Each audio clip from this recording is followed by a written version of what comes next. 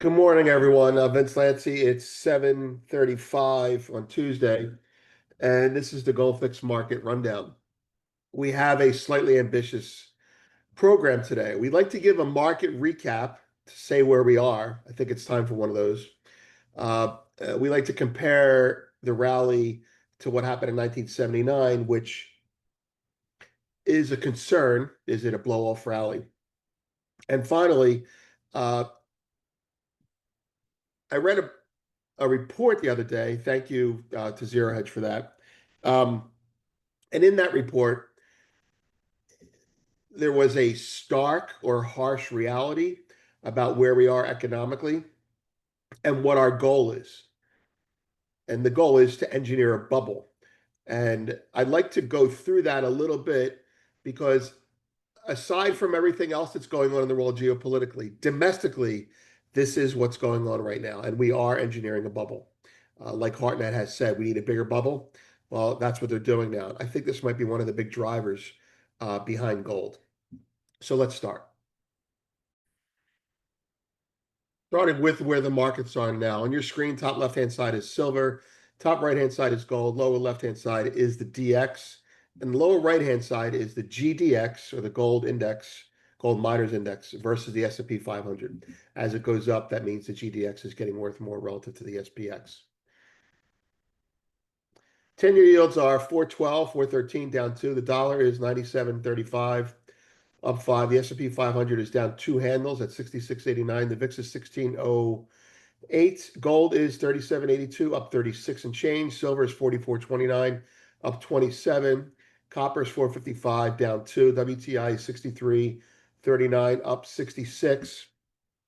Natural gas is 277, down 2. Bitcoin is up 250 at 112 spot 900.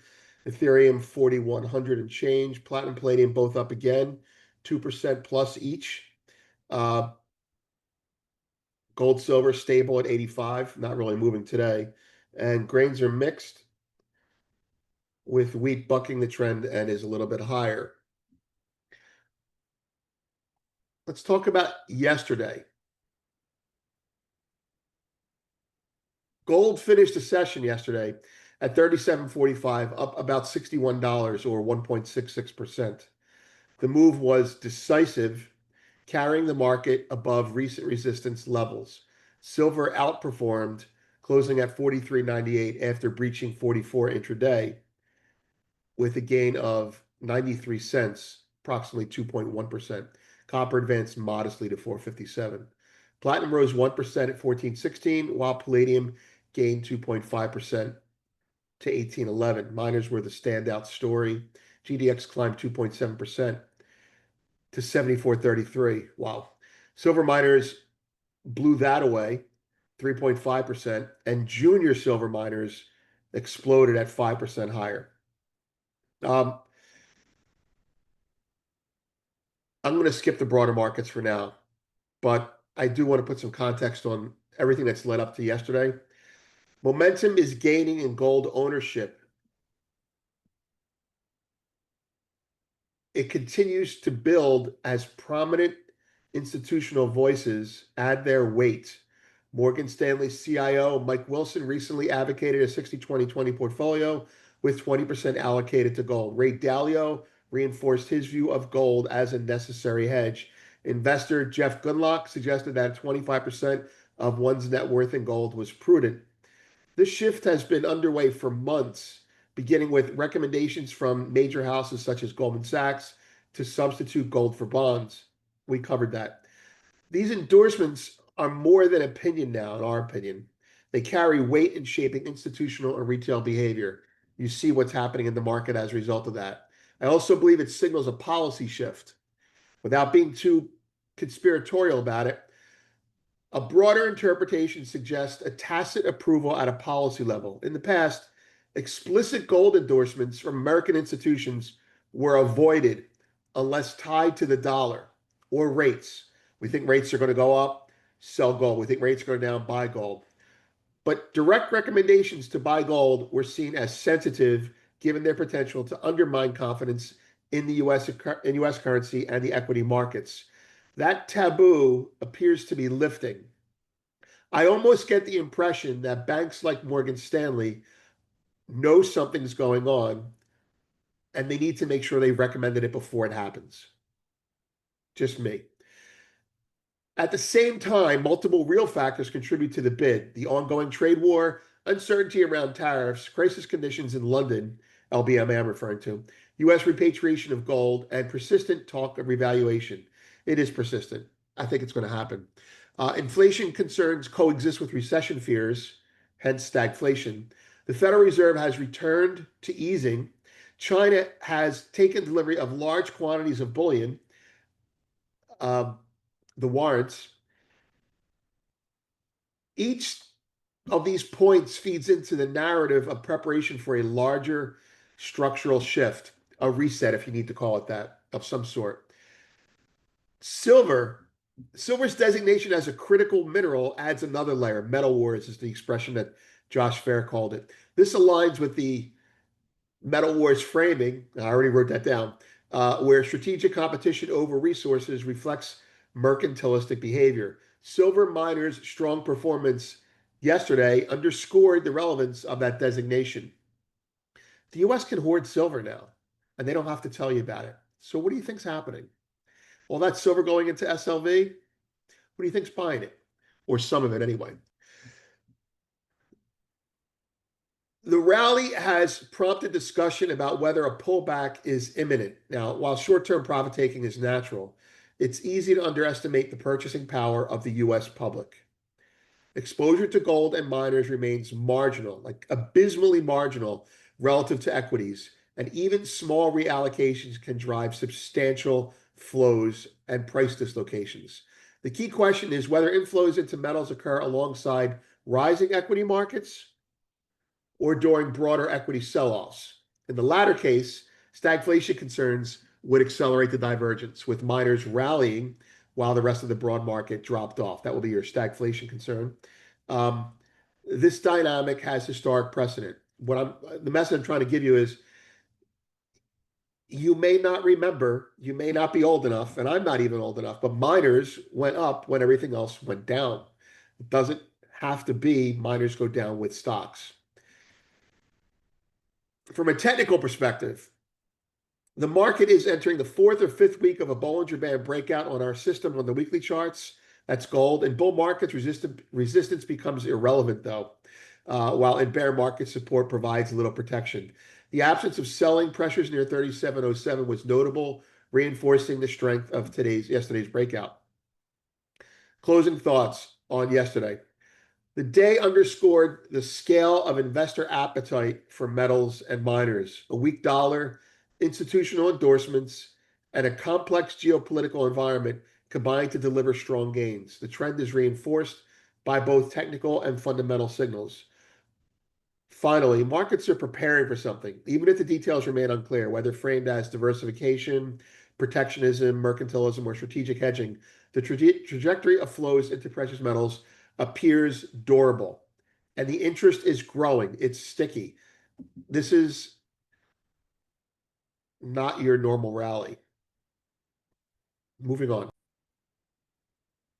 Gold's rally is nothing like the 1979-1980 blow off top so far. Gold is up over 43% this past year, a move Data Trek calls statistically unusual but not unprecedented. Since 1975, average annual gains are 8.2%, making today's rally fall between 1 and 2 standard deviations. Compared with history, as you can see on that chart there, the 1979-1980 inflation surge was more like the 2000, it's not like the 79-80 inflation surge. It's more like the 2006-2011 run, with the dollar weakness and the financial crisis and the Chinese stimulus drove demand back then. Today, central bank buying and investor hedging against inflation, tariffs, and policy risks are fueling the move. Another 40% is unlikely, getting us to the 1979 era.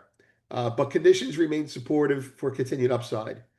The full analysis on that is in the premium post. Gold's rally is nothing like the 1979 blowoff. Now, this analysis that we broke down was done a week and a half ago, and we broke it down a couple days ago. And since then, gold has gone vertical. So we could be entering a blow off type of situation. I'm not trying to cause war. I'm just trying to say that it's nothing like 1979, 1980 so far. I personally think that there's news coming out, and I think macro discretionary has been front running that news. And I think the banks are now front running that news with their policies. Next. Okay, I don't have any notes on this, but it's pretty important. I did a piece, I did a voice piece the other day called "The Stark Reality for America," and it was a little bit doomy. I mean, I can be doomy. Uh, it was doomy for a reason, though. Um, I had been looking at the U.S. situation starting when Trump got elected.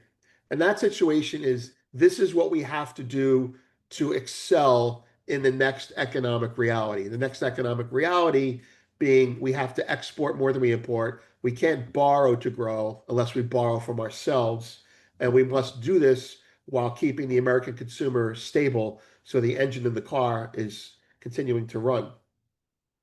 And you saw Trump go through those things or try to go through those things, cut back on spending that we don't need so you can spend on stuff that we do need.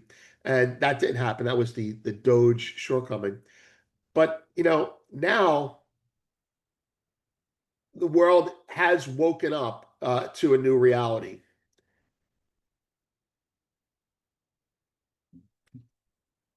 I had read a post by T.S. Lombard titled "Their Pal to Save Jobs and Worry About Inflation Later."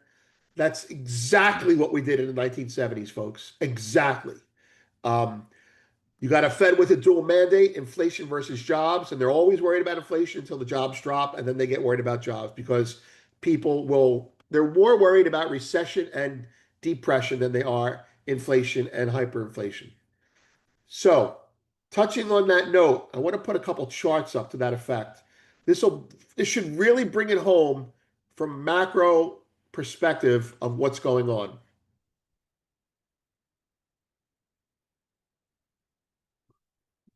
That chart there. Now, there are three lines. The dotted line is nominal GDP, the US GDP.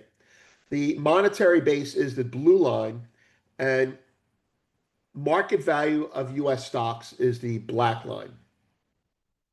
Uh, there are a lot of takeaways from this, but what I'd like to draw your attention that we're going to discuss here is that for the most part, until approximately 2009, the three lines had a relationship with each other, a correlation. And then after 2009, when the QE era started, stocks took off, keeping track with the monetary base. That's the government steering money into stocks that it's printing. GDP, however, even though it rose, did not keep up. So there's a lot of takeaways from that, but one of them is simply this: printing money made stocks go up, and it helped GDP, but to what extent? So that asset inflation, if that asset inflation goes away and we go back to the dotted line, we're done. We're dead, okay, as an economy. And so the United States is spending to build manufacturing. Data centers are the one that you see. Data centers are being built because we are in the hope that 1, 2, 3, 5, 10 years from now, we can get the nominal GDP dotted line to slope up to the stock price. We're actually trying to get the real economy to match the fictitious economy. That's a good thing, right? Yeah, but it's hard. You can't just do that.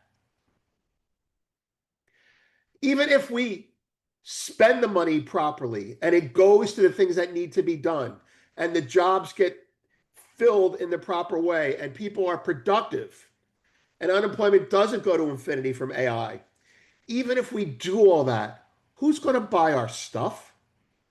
We don't get along with anyone now. No one's going to buy our stuff. That's down the road, but just right here, right now. What's easier, building a factory or getting that nominal GDP up by letting inflation rise? What's easier to do if you're a politician? That's what's going to happen. Next chart, same report.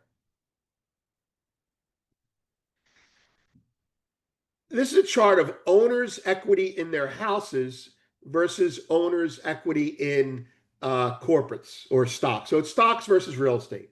Okay. Stocks are the black line, the dark line, and the blue line is real estate. Now, what you there's several things you can take away from this, but I want to draw your attention to this. In 2000 and between 1985 and let's call it 2000, real estate was flat to slightly on a downtrend compared to stocks. In 1999, what happened? The stock market crashed. And then the government said, we're going to engineer another fucking bubble. And they engineered the housing bubble. And then you see housing properties go up. That's an engineered bubble to make the economy on average survive. So we went from stocks being the piggy bank to real estate being the piggy bank. And then in 2009, what happened? That blue line plummeted. And then we said it's back to stocks being the piggy bank. And then you had QE and they steered money into stocks. Okay? So the amazing thing about this chart is despite the housing crisis that you hear so much about, people have more money in stocks than they do in their house. This is a disaster. This is a bubble. So this is what we do. We engineer a bubble. When it deflates, we engineer a new bubble. Look at commercial real estate collapsing. Let's build data centers. Boom, rescue commercial real estate. This is a fucking disaster in the making. Now, why is it a disaster? Why can't we rescue ourselves? Well, we can rescue ourselves. I'm not bearish America, but I am saying this. The world is no longer playing by our rules. And so as a result of that, we actually have to produce shit now. We can't engineer production of shit. We've got to make stuff now. And that means there's no other bubble for us to create to put people's money in. That means we actually have to start making stuff, which brings us back to this. GDP has to go up to justify the stock valuations because QE distortion of equity values remains in place and cannot nor will not be unwound. It's an engineered bubble. And until they can find something else to replace it with, they're not going to let it go away, which explains partially why miners are up. It explains partially why they're letting gold go up because it's staying in American stocks. While all this is going on, while we're trying to get our economy to meet our valuations, to get the reality, meet our pipe dreams, the rest of the world is now saying, you don't need $600 billion to do that. You can do it with 20 million, 20 billion, whatever the number is. I don't care. But the point is they're saying the US has inflated asset values. This is the war with China economically. China's saying we can do it cheaper. Don't put your money in the US. Now, nobody's going to put their money in China, at least not in the West. But this is the war we're in now. It's our influence over the world economy, the neo-Keynesian influence, which is what that is going away. And as you abandon neo-Keynesianism, you have to go to a more orthodox economic model. And you have to actually make stuff. Anyway, this is why gold is up. Because if you're a macro discretionary fund and you're looking out there and you're saying, the US has to get its economy up to snuff to match its stocks. Are you selling stocks and buying gold? You might be. I wouldn't. They're just buying gold now because they're already long stocks and gold is their hedge for stocks. I'm telling you, either we get really, really productive without firing people, or we're going to inflate the shit out of this market. And that means your buying power is going to drop. And that means you better own something like gold or silver. Anyway, rant over. And that's why I was so depressed doing the Stark Reality for America piece. And I actually think they're going to revalue gold. The chat has been robust. Lots of cool stuff in there. Good morning to the guys. Remember, we're in week 4, week 5. Coming soon, we put out Rethinking the 60/40 yesterday, and we put out Where China Pauses, India Buys, hat tip to Ross Norman. And we have these other stories that are coming up today. But you just wanted to get everyone caught up because things get pretty heady and you have to take stock of what's going on. Anyway, data on deck, PMI today, which could be very important, and Powell speaks. I'm not sure the details of when and where. I'll look it up. But yeah, there you go. Throwing in the towel on inflation, focused on the economy now. That's it. Thank you for listening. And one of the things that I just want to finish on this note. Where is that? There it is. Gold is being occupied now. I woke up thinking of don't invest in gold, own gold, right? But I noticed from a note that no one is taking profits. No one's taking profits.